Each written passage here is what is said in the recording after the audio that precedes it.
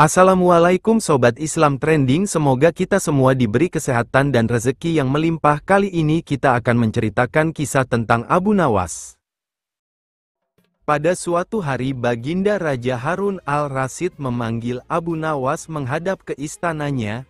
Setelah Abu Nawas tiba di istana dengan tersenyum, Baginda Raja menyambutnya dan kemudian berkata kepada Abu Nawas, "Wahai Abu Nawas, akhir-akhir ini perutku sering sakit, tabibku mengatakan jika aku terkena gangguan angin. Mohon ampun Baginda, apa yang sudi kiranya yang dapat hamba bantu?" tanya Abu Nawas kepada Baginda Raja. Baginda lalu menjawab, "Aku menginginkan agar kamu dapat menangkap angin untuk dipenjarakan, karena ia telah berani menggangguku.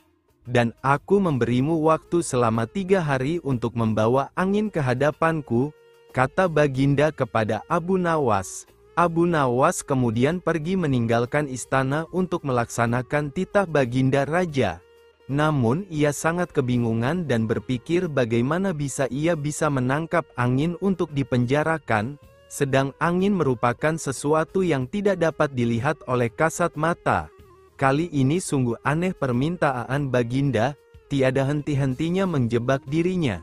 Nampaknya kali ini Baginda akan berhasil mendapatkan celah untuk menghukum dirinya, pikir Abu Nawas. Tapi Abu Nawas tidak putus asa. Ia terus berpikir mencari jalan keluar walaupun menangkap angin merupakan suatu pekerjaan mustahil. Karena ia bukanlah suatu benda yang dapat disentuh dan sama sekali tidak dapat dilihat meski keberadaannya ada di mana-mana. Sudah 2 hari berjalan sejak perintah Baginda, Abu Nawas belum juga berhasil menangkap angin maupun menemukan cara untuk menangkapnya. Hingga hari ketiga ketika ia sedang berjalan-jalan dengan hati yang hampir berserah diri menerima hukuman Baginda, tiba-tiba ia teringat akan kisah Aladin dan jinnya yang terkurung di dalam lampu ajaib. Abu Nawas pun menemukan ide yang akan menyelamatkan dirinya dari hukuman Baginda Raja. Ia sangat gembira segera berlari pulang ke rumah mempersiapkan semua keperluan untuk menghadap sang Baginda Raja. Setelah semuanya siap, Abu Nawas langsung menuju istana untuk menghadap. Di sana Baginda Raja telah menunggu ingin melihat hasil kerjanya. Baginda Raja langsung bertanya kepada Abu Nawas, "Wahai Abu Nawas, sudahkah engkau melaksanakan perintahku untuk menangkap dan memenjarakan angin?" "Sudah Baginda Raja," jawab Abu Nawas. "Coba perlihatkan. Aku sangat ingin melihat hasil kerjamu," kata Baginda. Abu Nawas kemudian menyerahkan sebuah botol kaca yang tertutup kepada Baginda Raja. "Di mana angin itu? Aku tidak melihat apa-apa di dalam sini," berkata Abu Nawas. "Ampun yang mulia Baginda Raja, angin tidaklah dapat dilihat dengan mata. Tetapi jika tuanku Baginda ingin mengetahui keberadaannya, maka bukalah penutup botol itu." Tanpa berpikir panjang, Baginda Raja langsung membuka penutup botol itu dan tiba-tiba ia mencium bau busuk yang keluar dari botol tersebut. Dengan nada yang marah Baginda bertanya kepada Abu Nawas, "Hai Abu Nawas, bau apa yang keluar dari sini?" Dengan nada ketakutan kemudian Abu Nawas menjawab, "Mohon ampun Baginda Raja. Tadi hamba juga mengalami gangguan angin pada perut hamba dan ketika ia hendak keluar maka hamba langsung memasukkannya ke dalam botol. Agar ia tidak melarikan diri maka hamba segera memenjarakannya dengan menyumbat mulut botol itu untuk menutupnya." Mendengar penjelasan Abu Nawas, Baginda tidak jadi memarahi dan menghukumnya meski beliau telah diberi kentut oleh Abu Nawas. Karena alasan yang diberikan cukup masuk akal untuk sebuah pekerjaan aneh. Abu Nawas kemudian pergi meninggalkan istana dengan hati gembira, karena ia lelah lolos dari jebakan dan hukuman Baginda Raja. Abu Nawas dan menteri bertelur pada suatu hari Sultan Harun al-Rasyid memanggil 10 orang menterinya, "Kalian tahu di depan istana ini ada sebuah kolam. Aku akan memberikan masing-masing sebutir telur kepada kalian. Menyelamlah kalian ke dalam kolam itu dan kemudian serahkanlah telur-telur itu kepadaku apabila kamu muncul ke permukaan. Aku ingin tahu kepandaian Abu Nawas." Kemudian Sultan menyuruh memanggil Abu Nawas ke istananya. Kepada Abu Nawas dan ke-10 orang menterinya itu Sultan bertitah, "Kamu sekalian aku perintahkan turun ke dalam kolam itu, menyelam, dan apabila muncul ke permukaan serahkanlah kepadaku sebutir telur ayam. Barang siapa tidak menyerahkan telur, niscaya mendapat hukuman dariku." "Mencari telur di dalam air," pikir Abu Nawas, sambil memandang kepada menteri-menteri itu. Mereka tampak takzim dan siap melaksanakan perintah. "Adakah ayam betina di dalam kolam itu?" Hari pun malamlah, keesokan harinya. Pagi-pagi benar, menteri-menteri itu menyelam ke dalam kolam, dan ketika muncul dari dalam kolam, masing-masing membawa sebutir telur dan menyerahkan kepada Sultan. Abu Nawas tidak kunjung muncul di permukaan kolam.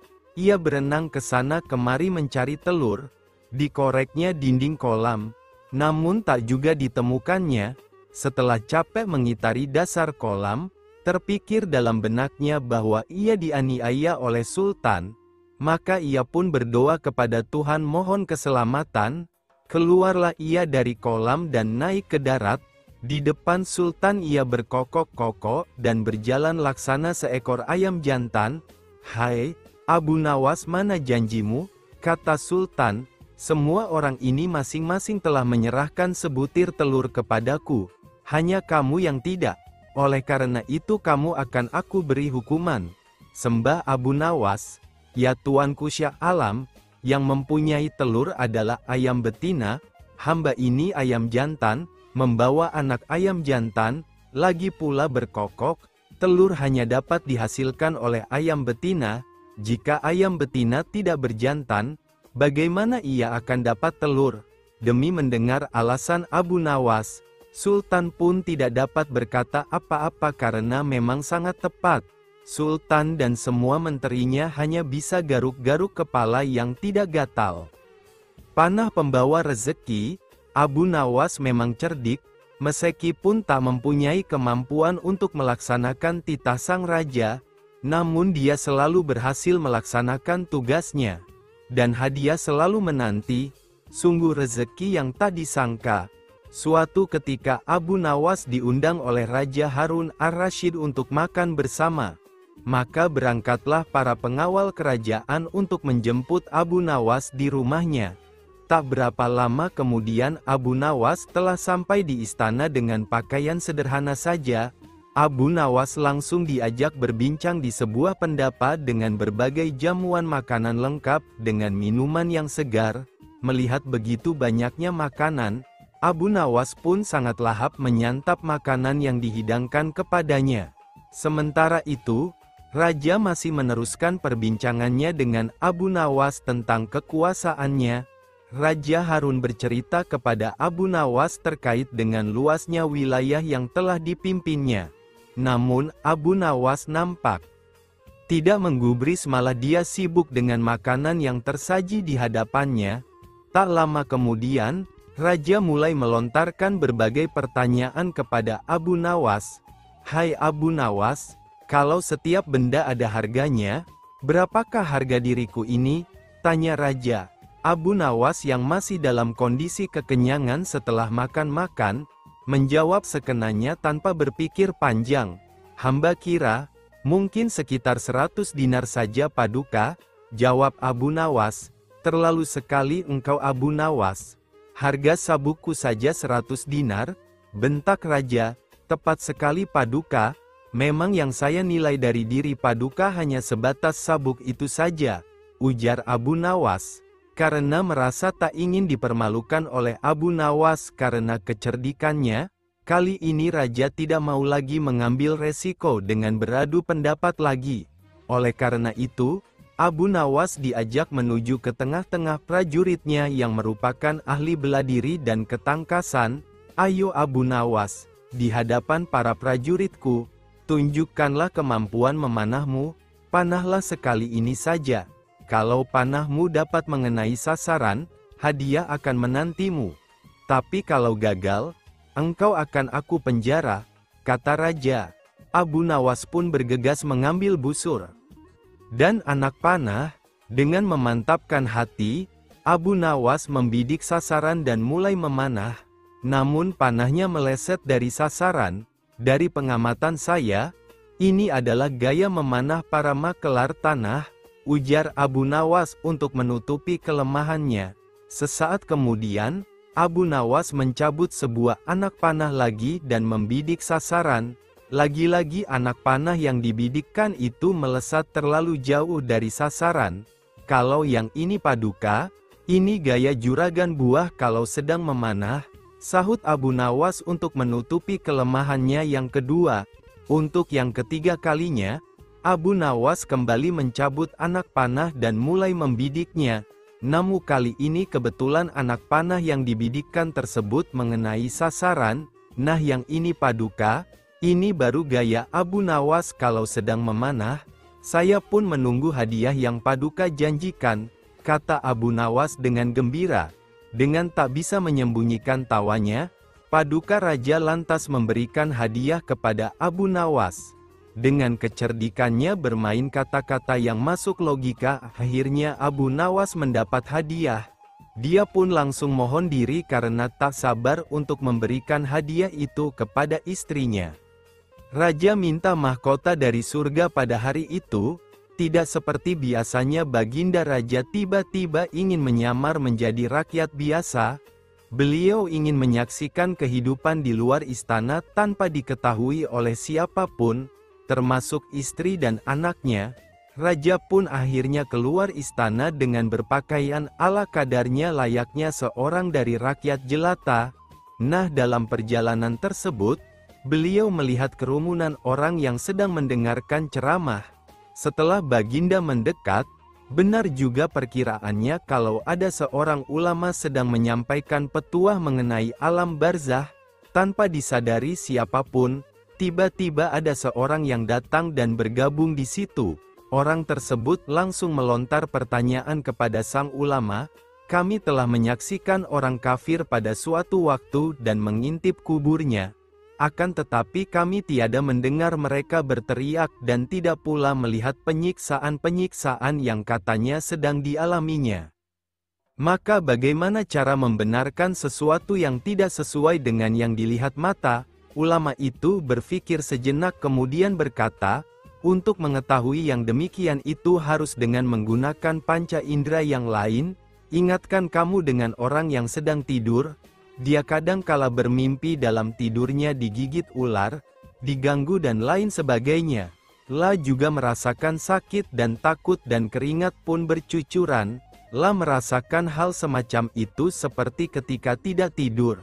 Sedangkan engkau yang duduk di sebelahnya menyaksikan keadaannya seolah-olah tidak terjadi apa-apa. Maka jika masalah mimpi yang remeh saja sudah tidak mampu mata untuk melihatnya, mungkinkah engkau bisa melihat apa yang terjadi di alam barzah? Baginda Raja tertegun dengan penjelasan ulama itu. Ulama itu melanjutkan kuliahnya dengan alam akhirat. Dikatakan bahwa di surga tersedia hal-hal yang amat disukai nafsu, termasuk benda-benda. Salah satu benda itu adalah mahkota yang amat luar biasa indahnya dan tak ada yang lebih indah barang-barang di surga karena barangnya terbuat dari cahaya. Saking indahnya maka satu mahkota jauh lebih baik dari dunia dan isinya. Baginda Raja terkesan, dan beliau pulang kembali ke istana karena sudah tidak sabar lagi untuk menguji kemampuan Abu Nawas. Abu Nawas pun dipanggil menghadap. Aku menginginkan engkau sekarang juga berangkat ke surga kemudian bawakan aku sebuah mahkota dari surga yang katanya tercipta dari cahaya itu. Apakah engkau sanggup Abu Nawas? Sanggup paduka yang mulia, jawab Abu Nawas. Tetapi Baginda harus menyanggupi pula salah satu syarat yang akan hamba ajukan, pinta Abu Nawas. Sebutkan syarat itu, kata Baginda.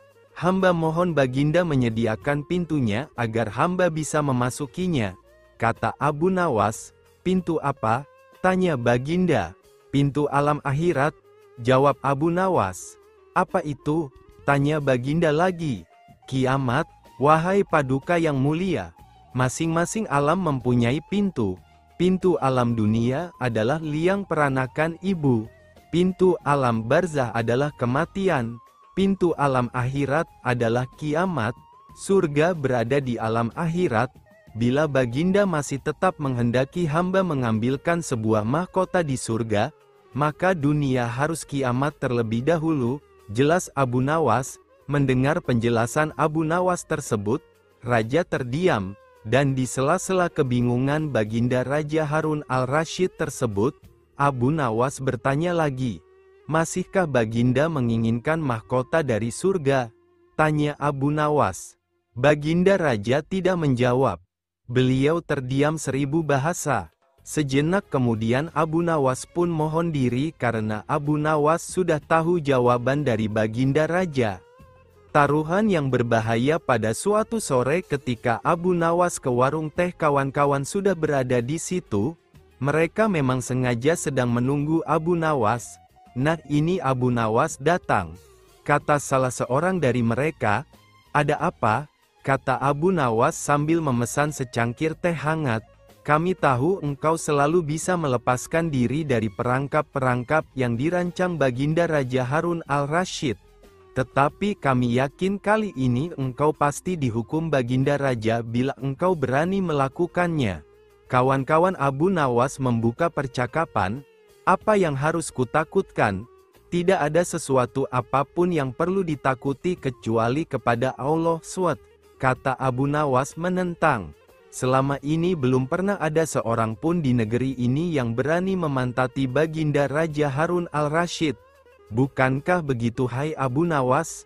tanya kawan Abu Nawas. "Tentu saja tidak ada yang berani melakukan hal itu karena itu adalah pelecehan yang amat berat, hukumannya pasti dipancung," kata Abu Nawas memberitahu. "Itulah yang ingin kami ketahui darimu. Beranikah engkau melakukannya? Sudah kukatakan bahwa aku hanya takut kepada Allah SWT saja. Sekarang apa taruhannya bila aku bersedia melakukannya?" Abu Nawas ganti bertanya. 100 keping uang emas. Di samping itu Baginda harus tertawa tatkala engkau pantati, kata mereka. Abu Nawas pulang setelah menyanggupi tawaran yang amat berbahaya itu. Kawan-kawan Abu Nawas tidak yakin Abu Nawas sanggup membuat Baginda Raja tertawa, apalagi ketika dipantati.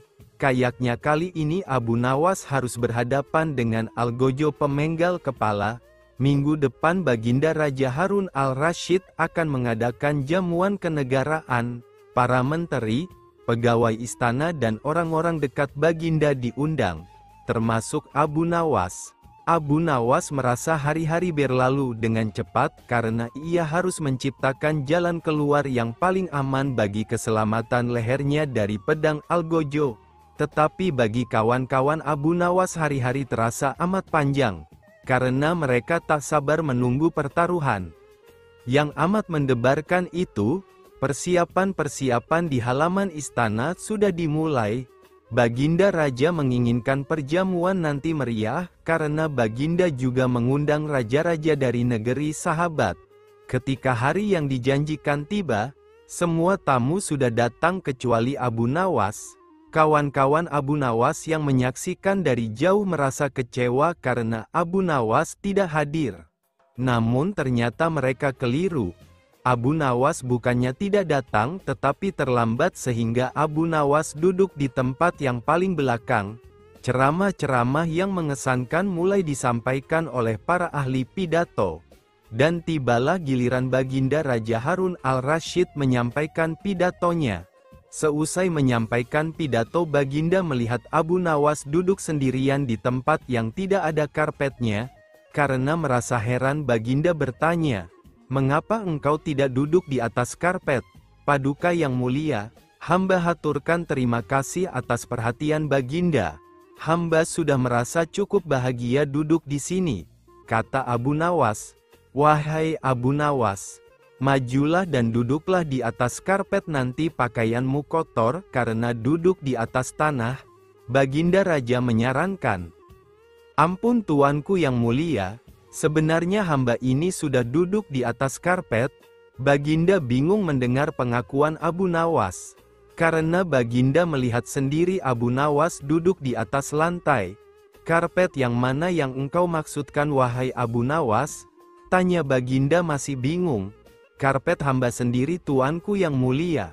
Sekarang hamba selalu membawa karpet kemanapun hamba pergi. Kata Abu Nawas seolah-olah menyimpan misteri. Tetapi sejak tadi aku belum melihat karpet yang engkau bawa. Kata Baginda. Raja bertambah bingung. Baiklah Baginda yang mulia, kalau memang ingin tahu maka dengan senang hati hamba akan menunjukkan kepada paduka yang mulia, kata Abu Nawas sambil beringsut-ringsut ke depan. Setelah cukup dekat dengan Baginda, Abu Nawas berdiri kemudian menungging menunjukkan potongan karpet yang ditempelkan di bagian pantatnya. Abu Nawas kini seolah-olah memantati Baginda. Raja Harun al-Rasyid melihat ada sepotong karpet menempel di pantat Abu Nawas. Baginda Raja tak bisa membendung tawa sehingga beliau terpingkal-pingkal diikuti oleh para undangan. Menyaksikan kejadian yang menggelikan itu kawan-kawan Abu Nawas merasa kagum. Suatu ketika Abu Nawas menerima undangan untuk sebuah jamuan makan malam oleh Baginda. Dalam undangan tersebut, ia diminta untuk berpidato mengisi acara jamuan dengan tausiah agama. Abu Nawas datang ke istana lebih awal menghadiri undangan Baginda. Karena itu, Abu Nawas dipersilahkan duduk di bagian depan. Di depan, ia seakan-akan seperti menjadi tamu yang sangat istimewa. Beberapa saat kemudian, para undangan yang lain mulai berdatangan satu persatu langsung menempati kursi-kursi yang disediakan. Kemudian, menyusul para pejabat kerajaan yang datang dan langsung menuju kursi yang paling depan. Akan tetapi, salah seorang pejabat yang hadir sedikit terlambat sangat terkejut melihat kursi paling depan sudah penuh dan salah satunya sudah diisi oleh Abu Nawas. Pejabat tersebut langsung protes keras pada panitia penyelenggara makan malam. Kenapa saya yang lebih terhormat berada di belakang dan justru Abu Nawas yang hanya rakyat biasa berada di depan? Protes pejabat tersebut. Tuan seharusnya menanyakan langsung kepada Abu Nawas sendiri, kata salah seorang panitia. Karena merasa posisinya disamakan dengan orang biasa, pejabat tersebut tidak terima. Ia berjalan ke depan menghampiri Abu Nawas kemudian berbisik padanya bahwa yang pantas duduk di kursi itu adalah dirinya yang merupakan pejabat kerajaan terhormat. Wahai Abu Nawas, kamu tidak pantas duduk di sini, karena kursi depan seharusnya diisi oleh pejabat seperti saya. Tegas pejabat itu dengan sombong. Mendengar teguran pejabat yang merendahkannya, Abu Nawas membela diri. Maka terjadilah perdebatan di antara mereka, hingga para tamu lain juga mendengarnya. Saudara pejabat yang terhormat, pada kenyataannya Anda itu tidak lebih dari seorang pesulap, kata Abu Nawas mulai angkat bicara. Wah, tidak bisa begitu, saya adalah pejabat kerajaan bukan pesulap. Engkau yang pesulap, cetus pejabat tersebut. Semua tamu yang hadir dibuat tegang dan tertuju pada mereka berdua. Sekalipun saya adalah pesulap, tapi ketika naik panggung, saya bisa bertindak sesuai janji. Saat saya berjanji mengubah sapu tangan menjadi kelinci, maka bim salabim, sapu tangan itu benar-benar berubah menjadi kelinci. Kata Abu Nawas, apa maksudmu? Apa hubungannya denganku? Tanya pejabat. Anda seperti seorang pesulap yang gagal di atas panggung, berjanji mengubah bunga menjadi kelinci, tapi Anda tidak berhasil mewujudkannya, kata Abu Nawas yang membuat suasana semakin panas. Apa maksudmu? Tanya pejabat itu marah. Sebelum menjadi pejabat Anda berjanji akan merubah nasib rakyat kecil menjadi lebih baik. Tapi, setelah menjadi pejabat, keadaan rakyat kecil sama saja seperti sebelum Anda menjadi penjabat, jelas Abu Nawas. Wajah pejabat tersebut menjadi merah, ia diam terdunduk dipermalukan Abu Nawas di depan para tamu yang hadir. Abu Nawas kembali bertanya padanya, nah, Kalau begitu, mana yang lebih pantas duduk di sini? Tanya Abu Nawas kembali. Pejabat tersebut tidak menjawab pertanyaan Abu Nawas. Dengan perasaan kesal dan malu pejabat itu langsung beranjak meninggalkan Abu Nawas dan duduk di belakang. Minta tolong pada lalat. Kisah Abu Nawas yang minta tolong pada lalat. Abu Nawas hanya tertunduk lesu dan sedih ketika mendengarkan penuturan istrinya. Tadi pagi beberapa pekerja dari kerajaan telah membongkar rumahnya dan mereka terus menggali tanpa bisa dicegah lagi. Mereka mengatakan bahwa tadi malam Baginda Raja bermimpi kalau di bawah rumah Abu Nawas terpendam emas dan permata yang tak ternilai harganya. Tetapi setelah mereka terus menggali ternyata emas dan permata itu tidak ditemukan. Baginda akhirnya meminta maaf kepada Abu Nawas dan bersedia mengganti kerugian. Inilah yang membuat hati Abu Nawas sedih. Lama Abu Nawas memeras otak. Namun belum juga ia menemukan muslihat untuk membalas Baginda. Makanan yang dihidangkan istrinya tidak dimakan karena nafsu makannya lenyap. Malam pun tiba. Namun Abu Nawas tetap tidak beranjak dari tempat duduknya. Keesokan harinya Abu Nawas melihat lalat-lalat mulai menyerbu makanan Abu Nawas yang mulai basi. Tiba-tiba Abu Nawas tertawa riang. "Tolong ambilkan kain penutup untuk makananku dan sebatang besi," kata Abu Nawas kepada istrinya. "Untuk apa?" tanya istrinya. "Membalas Baginda Raja," jawab Abu Nawas. Dengan muka berseri-seri Abu Nawas berangkat menuju istana. Setibanya di istana Abu Nawas membungkuk hormat dan berkata, "Ampun tuanku, hamba menghadap hanya untuk mengadukan perlakuan tamu-tamu yang tidak diundang. Mereka memasuki rumah hamba tanpa izin dari hamba dan berani memakan makanan hamba," kata Abu Nawas mengadu. "Siapakah tamu-tamu yang tidak diundang itu wahai Abu Nawas?" tanya Baginda. "Lalat-lalat ini, tuanku," jawab Abu Nawas. "Kepada siapa lagi kalau bukan kepada Baginda? Hamba mengadukan perlakuan yang tidak adil ini," jelas Abu Nawas. "Lalu keadilan yang bagaimana yang engkau inginkan?"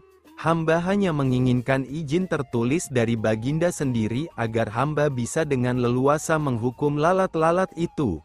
Baginda Raja tidak bisa menolak permintaan Abu Nawas karena pada saat itu para menteri sedang berkumpul di istana. Maka dengan sangat terpaksa Baginda membuat surat izin yang isinya memperkenankan Abu Nawas memukul lalat-lalat itu dimanapun mereka hinggap. Tanpa menunggu perintah, Abu Nawas mulai mengusir lalat-lalat di piringnya hingga mereka terbang dan hinggap di sana-sini. Dengan tongkat besi yang sudah dibawanya sejak tadi, Abu Nawas mulai mengejar dan memukuli lalat-lalat itu. Bahkan di kaca, Abu Nawas dengan leluasa memukul kaca itu hingga hancur. Kemudian vas bunga yang indah, kemudian patung hias sehingga sebagian dari istana dan perabotannya remuk diterjang tongkat besi Abu Nawas. Bahkan Abu Nawas tidak merasa malu memukul lalat yang hinggap di tempayan Baginda Raja. Baginda Raja tidak bisa berbuat apa-apa kecuali menyadari kekeliruan yang telah dilakukan terhadap Abu Nawas dan keluarganya. Dan setelah merasa puas, Abu Nawas mohon diri. Barang-barang kesayangan Baginda banyak yang hancur dan bukan itu saja, Baginda juga menanggung rasa malu. Abu Nawas pulang dengan perasaan lega. Istrinya pasti sedang menunggu di rumah untuk mendengarkan cerita apa saja yang dibawa dari istana. Pelajaran yang bisa kita petik dari kisah Abu Nawas kali ini adalah bahwa kita harus selalu minta izin jika bertamu ke rumah orang. Jangan main selonong saja dan jangan mentang-mentang memiliki kekuasaan yang tinggi. Suatu hari datanglah 3 orang dari desa menghadap Baginda Raja Harun ar-Rasyid di istana. Mereka datang untuk mencari pembenaran pada masalah yang mereka hadapi bersama. Begitu sampai di istana, mereka langsung menghadap Baginda yang ketika itu sedang bersama pembesar-pembesar kerajaan.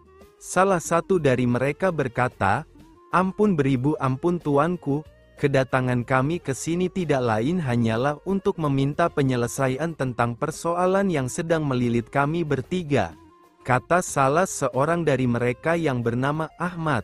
Baiklah, ceritakan apa persoalan kalian, tanya Baginda. Begini Baginda, saya, Ahmad, mempunyai 2 ekor kambing betina, Zulfikar mempunyai seekor kambing jantan, sedangkan Zubair tidak mempunyai kambing. Karena itulah Zubair yang setiap hari harus bekerja menggembalakan kambing. Apabila ketiga kambing itu beranak pinak, maka pembagian keuntungannya juga telah kami sepakati, yakni saya mendapat separuh dari jumlah kambing, Zulfikar memperoleh sepertiga dari jumlah kambing, sedangkan Zubair yang menggembala dan merawat yang mendapat bagian seperdelapannya, jelas Ahmad. Lantas apakah kambing itu sekarang telah beranak pinak? Tanya Baginda. Benar Baginda, ketiga kambing itu sekarang sudah berjumlah menjadi 23 ekor. Karena itu, kami sekarang ingin membaginya sesuai dengan kesepakatan kami dulu. Tapi ternyata kami kesulitan untuk membaginya. Karena itulah kami kesini ingin memohon pertolongan Baginda. Terang Ahmad. Membagi 23 ekor kambing sesuai perjanjian tentu tidak mudah. Bayangkan, bila Ahmad memperoleh pembagian separuh dari kambing-kambing itu, maka Ahmad sebenarnya mendapat bagian 11 ekor lebih setengah kambing, sedangkan Zulfikar memperoleh pembagian sepertiga seharusnya mendapatkan 7 ekor lebih 2/3 kambing, sementara Zubair mendapatkan seperdelapannya yang berarti 2 ekor kambing lebih 7/8 kambing. Baginda Raja tampaknya berusaha berpikir keras untuk memecahkan persoalan tersebut, bahkan para pejabat yang hadir di tempat tersebut juga tak sanggup memecahkan masalah tersebut, karena orang yang hadir di tempat tersebut tak ada yang bisa memecahkan masalah itu. Akhirnya Baginda terpikir untuk mengundang Abu Nawas dengan kecerdasannya menyelesaikan banyak persoalan. Atas perintah Raja, sampailah Abu Nawas di istana. Baginda kemudian memerintahkan Ahmad untuk menceritakan semua persoalan rumit yang mereka hadapi kepada Abu Nawas. Wah, itu masalah kecil, Baginda, insya Allah saya bisa membantu mencarikan jalan keluarnya, kata Abu Nawas. Tolong bawakan kambing itu masuk semuanya, pinta Abu Nawas. Setelah ke-23 ekor kambing tersebut dituntun masuk istana, Abu Nawas lalu menghitung kembali jumlah kambing tersebut. Sesudah kambing itu dihitung dan benar jumlahnya 23, Abu Nawas mulai berpikir keras mencari solusi dari masalah yang cukup rumit tersebut. Tidak lama kemudian Abu Nawas kembali berkata, "Izinkan saya meminjam kambing Baginda, seekor saja," pinta Abu Nawas. "Nah, sekarang saatnya saya akan membagi kambing tersebut sesuai dengan porsi kalian saat perjanjian," kata Abu Nawas setelah menambahkan skor kambing milik Baginda Raja. Ahmad yang berhak memperoleh separuh kambing, maka boleh mengambil 12 ekor, sedangkan engkau Zulfikar yang memperoleh bagian sepertiganya, maka boleh mengambil 8 ekor, perintah Abu Nawas. Terakhir Zubair yang memperoleh bagian seperdelapannya, maka engkau berhak mengambil bagian 3 ekor kambing, sisa 1, karena saya tadi meminjam 1 ekor kambing milik Baginda, maka ini saya kembalikan lagi kambing tersebut, kata Abu Nawas. Masing-masing telah mendapatkan bagiannya. Semua merasa puas atas bantuan Abu Nawas. Mereka pun berterima kasih dan kembali ke rumah masing-masing. Tidak lupa Baginda pun turut berterima kasih kepada Abu Nawas atas bantuan Abu Nawas menyelesaikan persoalan rakyatnya.